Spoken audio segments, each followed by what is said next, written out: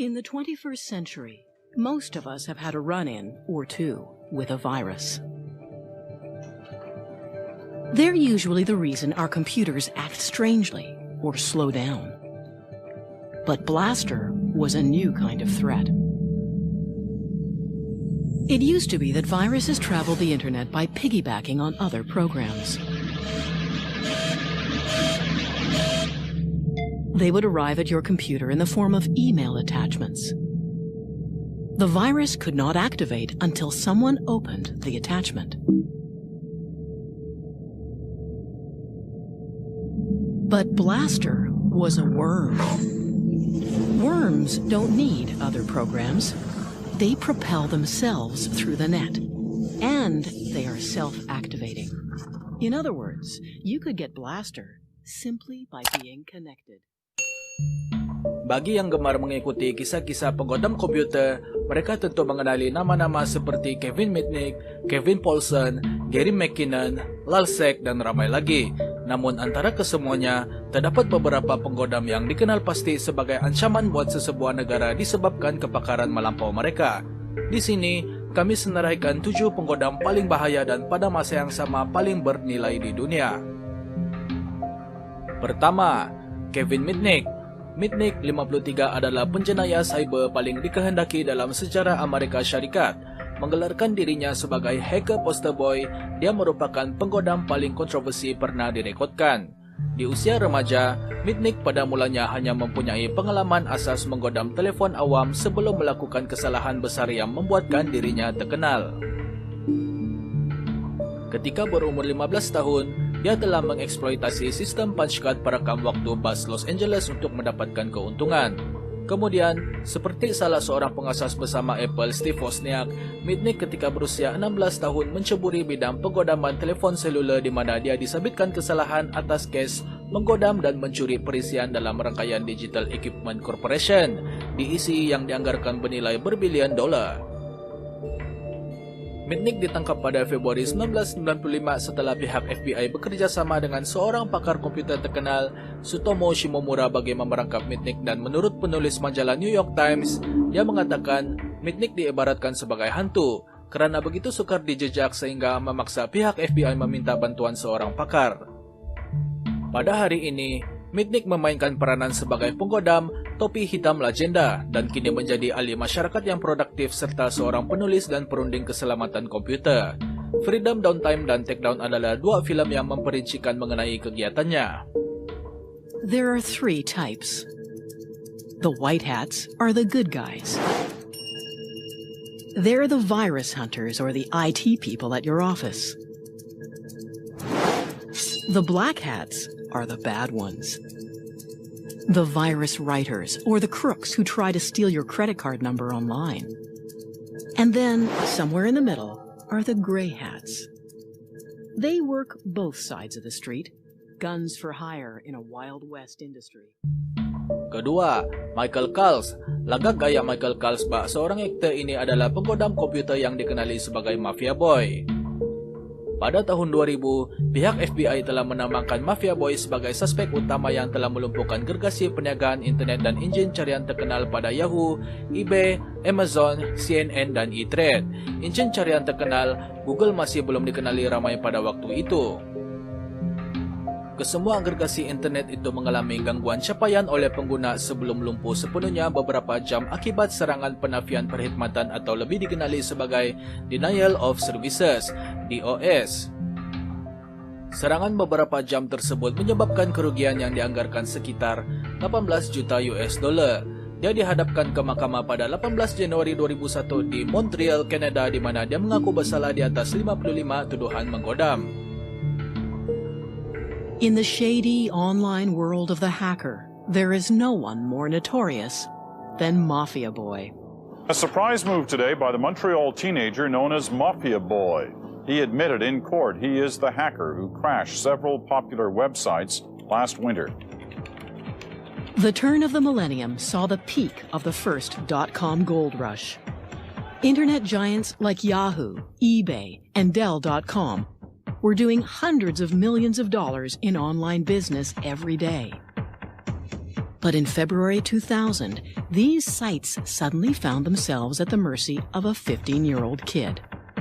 Michael Calce, aka Mafia Boy, a high school student from Montreal.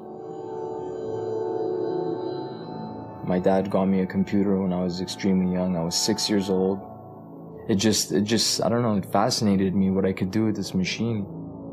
At 12, Michael was already a respected hacker. And by the time he was 15, he was asked to join what was then one of the most powerful hacker groups online. Michael's weapon launched a direct assault on Yahoo computers. It was called a denial of service attack.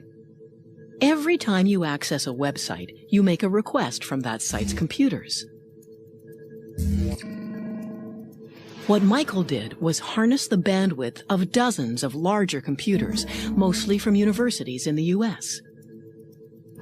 By turning them all onto Yahoo and making millions of requests every second, he crashed Yahoo's site. It's like if you call a pizza place and the phone is busy, it means that they're dealing with too many phone calls. Same thing. I bombard them with so many requests, they're just offline. Even today, there are very few defenses against this kind of attack. After seeing Yahoo collapse, Michael got a little carried away. CNN, Amazon, eBay, Dell, all multi-billion-dollar companies, all easily shut down by Mafia Boy. Ketiga, Jonathan Joseph James. Jonathan terkenal apabila dia menjadi orang pertama yang dihantar ke penjara bagi kesalahan menggodam. Pada usia 16 tahun, dia telah pun dijatuhkan hukuman penjara di mana sewaktu wawancara, Jonathan memberitahu alasannya hanya disebabkan ingin mencari keseronokan. Jonathan mensasarkan organisasi yang berprofil tinggi untuk digodam. Dia memasang peranti backdoor ke dalam pelayan di sebuah agensi Jabatan Pertahanan Amerika Syarikat dan sekutunya yang dikenali DTRA. Backdoor dicipta untuk membolehkan dia melihat email sensitif serta mencuri nama pengguna dan kata laluan pekerja. Jonathan menggoda rangkaian NASA dan memuat turun sumber kod yang cukup untuk dia belajar bagaimana stesen angkasa antarabangsa berfungsi. Jumlah nilai aset yang dimuat turun menyamai $1.7 juta dan apa yang lebih memalukan, NASA terpaksa menutup rangkaian mereka selama 3 minggu semata-mata untuk menyiasat kebocoran maklumat tersebut yang menelan belanja sebanyak $41.000. Jonathan menjelaskan bahwa dia memuat turun kod itu untuk menambah kajian tentang C programming, tetapi menegaskan kod itu sangat teruk dan tidak bernilai $1.7 juta seperti yang didakwa.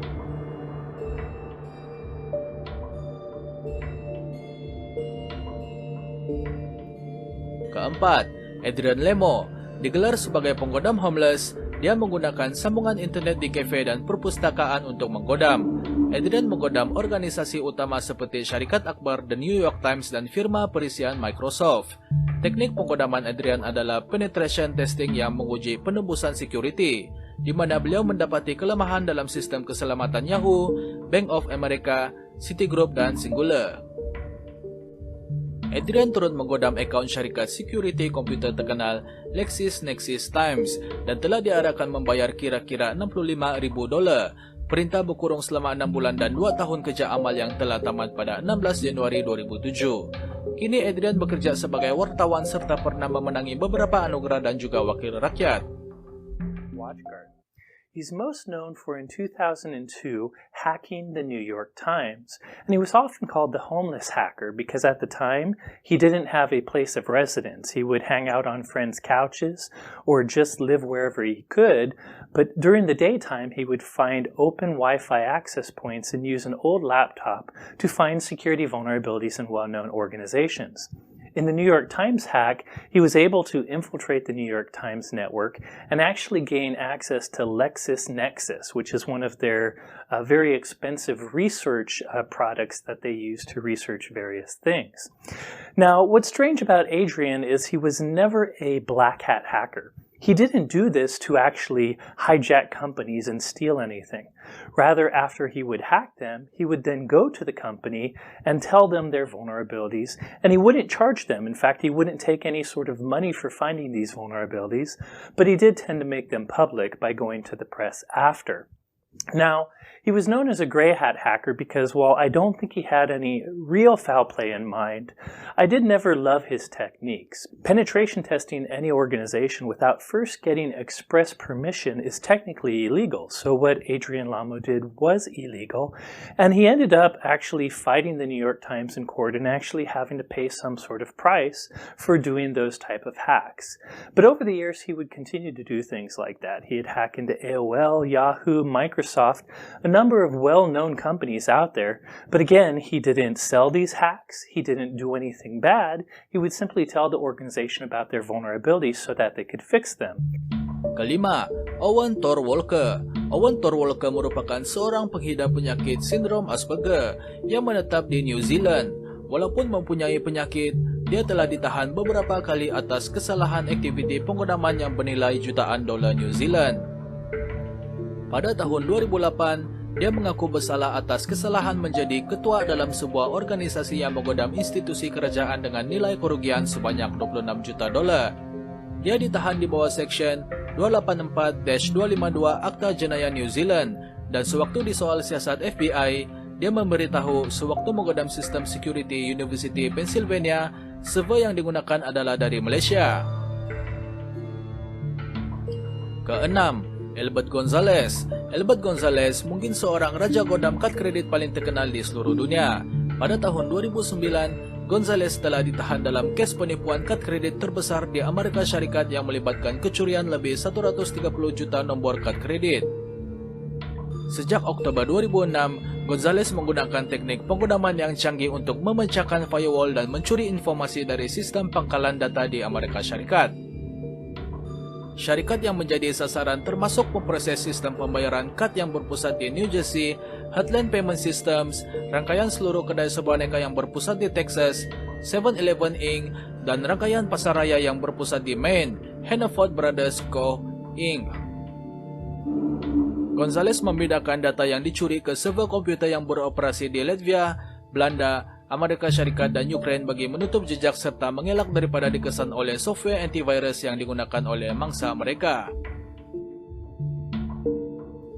Ketujuh, Astra. Astra atau nama gelaran medianya Whitfield merupakan seorang penganalisis matematik di sebuah universiti. Dia dilaporkan telah menggodam sistem security kerajaan Prancis selama 5 tahun, di mana dia berjaya memperoleh data berkenaan teknologi senjata dan cetakan aplikasi 3D yang kemudian dijual di pasaran gelap di Brazil, Prancis, Jerman, Italia, Afrika dan juga negara-negara Arab. Menurut polis Prancis, mereka telah menjejak Astra sejak dari tahun 2012, namun sering menemui jalan buntu setelah dipermainkan olehnya di mana beberapa rumah yang diserbu sering sahaja ditinggalkan notis "coba lagi".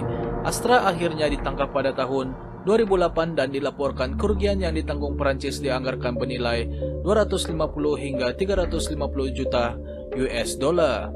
Penggodam legenda itu telah menjalani hukuman penjara selama 6 tahun sejak 2008.